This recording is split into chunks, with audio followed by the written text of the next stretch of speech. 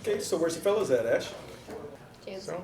Brandon! John! Do you remember that one meeting? Come in the living room now! Meeting and Chance fell asleep. What's up? Did you like that? Yeah, That's was too really good, loud. right? We're gonna talk about. Is that how you what call we're gonna Barry do to for dinner, by the Gotcha. way? Okay. No, I called Barry to dinner like this. Oh, which one?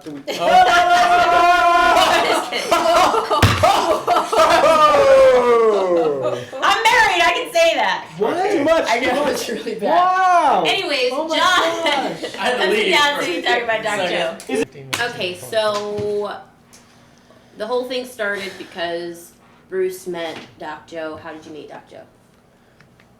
Doc Joe lives across the street from here. His office is across the street from me, right? So he's a cool guy. He's you can't really miss him. So I just started chatting with him, and he said he'd be really interested in doing this. Perfect. We are going to rally up at Doc Joe's house, meet his wife, and from what he told me, he has a really cool guitar collection. Heather, you're going to sit down with him? No. It wasn't a question, it was a statement. Okay. You're going to sit down with him and interview he and his wife. Okay. Then we're going to go spend a day with him at the shop. He's got a couple clients coming in, and we'll just wrap it up after that. And now that we're all together, I'll let you guys know that Bruce is going to be gone for a couple weeks with his new woman. So these next couple weeks will be, yes, John? What's a woman? Something you wouldn't know anything about. No, he's been whining and dining. Some woman that we've never met. Is it real? You really dating somebody right now? I don't know. Is You she guys like find a out. model and you did you meet her at camp? You're like, oh, at band camp? Yeah. Is that what you were going for? Did you really go to band Who is it that has the band camp thing that's here? It's like, I actually went to band camp. You went to I band went camp? to band camp. We all So- know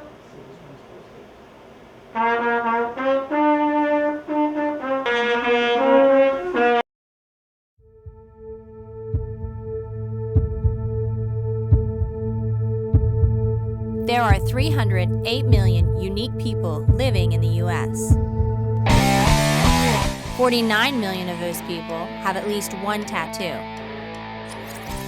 This is Pins and Needles, and we're looking for people with ink, or people who want ink.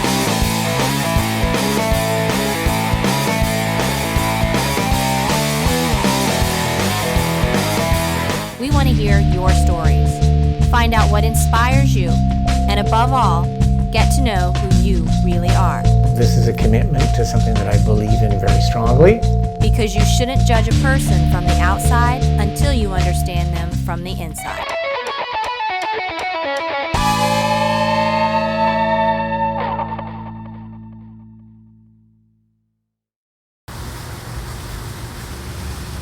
Our next guest is multi-talented.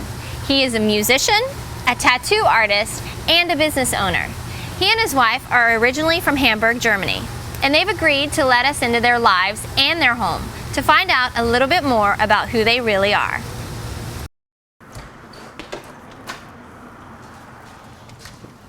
Oh, hey, hello. How you doing, guys? Hi, how you doing? That's my beautiful wife, Sybil, and I'm Doc Joe from Skin Doctors Tattoo.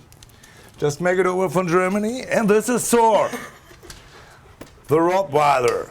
We love to wear black. Come on in.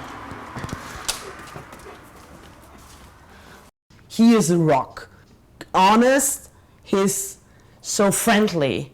I was one of these chicks, they loved long hair guys. I saw him, and it was first so like going around. Since this time, we're together and married 17 years now. We always try to be honest to each other and to And hold up respectful, each other's back. And if she's down, I pull her up. I'm down, she pull me up. And always be kind of nice to people, being straight and honest, and support my family and friends. I think when people don't, they know it from TV or whatever, and what they're reading, they don't know us personally, and then they just have their, what was it, vorurteile, what means that this is... And they judge over you even if they don't know your real They soul. just feel like we looking badass, and you know, they may be afraid sometimes of people like us, you know. Maybe that's all why they maybe thinking that you're a criminal or whatever because you inked up. And yeah, but I think that's worldwide a problem. You got the scene who loves it, and the normal people have problems with that. But maybe it's good like that because it makes it interesting. This is where we chilling out, watch some movies, and yeah, got the old teak stuff, brought it over from Germany. It's very heavy stuff, so the moving was hard. I'm very proud of that picture. That's a good friend of mine over in Germany, Andreas Ohlendorf. He painted that for me. Yeah, and if you go there or there or there in the room, he will always look at you. I started professional playing, or started the first bands playing around in '89. I played music all my life before I started tattooing. This is Hamburg Holidays. This is one of the biggest events in the city, what Harley Davidson do worldwide. We wrote the whole CD for the Hamburg Holidays at that time and played every year on this event with the Skin Dog Band. So that's very cool too. Oh, now we have some things. Look at that. This is about 89. With God Saved Us from Hairspray Hell. So that too. No tattoos. Yeah, listen, I met him, he was totally plain. He had no tattoos. Yeah. The only thing I can do very well is playing music and drawing. So I said, me and the guys go to tattoo artists over there in St. Pauli, where all the tattoo places are. Settle down and get some ink, and then we said, oh wow, maybe we can order that stuff too. That was in the beginning of the 90s or end of 80s, yeah. 91, yeah. 91. And then we ordered that stuff from England to a tattoo machines. You can't buy that in Germany at that time. There was no market for that.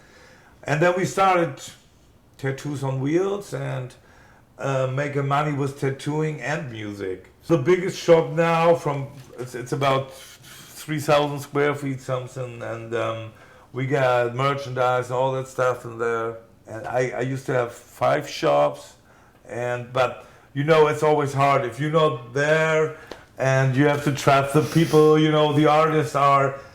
I always have an eye on the good artists, but they're no businessmen. They're just artists. So I just stayed with that one and said, I'm sick of it. Let's just keep the big shop and do another shop in the States. So that's why we're here now.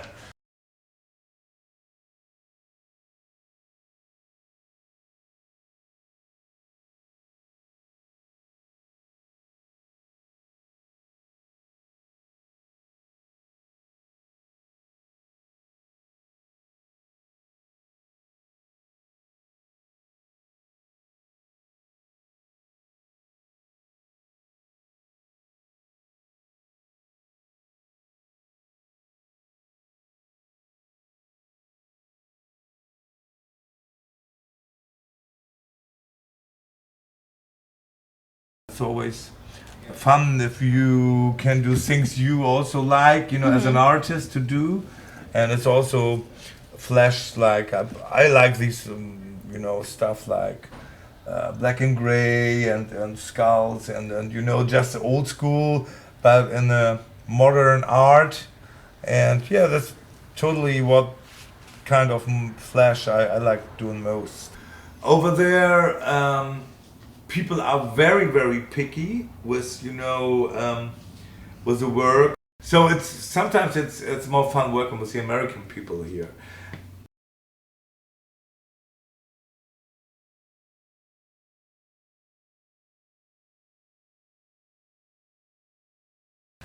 A guy from Ohio, he was on vacation here. He put 50 down for the tattoo. Yeah, can you draw that up for me? I said, okay. Yeah, now I want to have a potato skin with dolphin fins and a manatee tail. And a parakeet hat. And a parakeet hat and sour cream on top. Really? I go like and That's very funny. That's most of the freakiest tattoos I ever did in 20 years. I mean, that combination. I said, how I put that all in one picture? Every day is different. Like, you know, you have different people every day. You have different work to do every day. And you have to be good with people. So, you know, you're going to take every people like they are. And they have a smile on their face after you finish your work. So that's fun, and yeah, after 20 years, I'm still excited doing my job. I really like Doc Joe. If I'd met him a few years ago, before I knew anything about tattoo culture, and saw this big lumbering guy with all these tattoos, I might have been a little bit frightened of him. But now I know him, and he's a really, really nice guy. And he's also a real artist, through his music and through his tattoos. Doc and I are both businessmen, and we're both opening new businesses here in the United States. I hope that he is as successful in the United States as he was in Hamburg, Germany. He deserves it.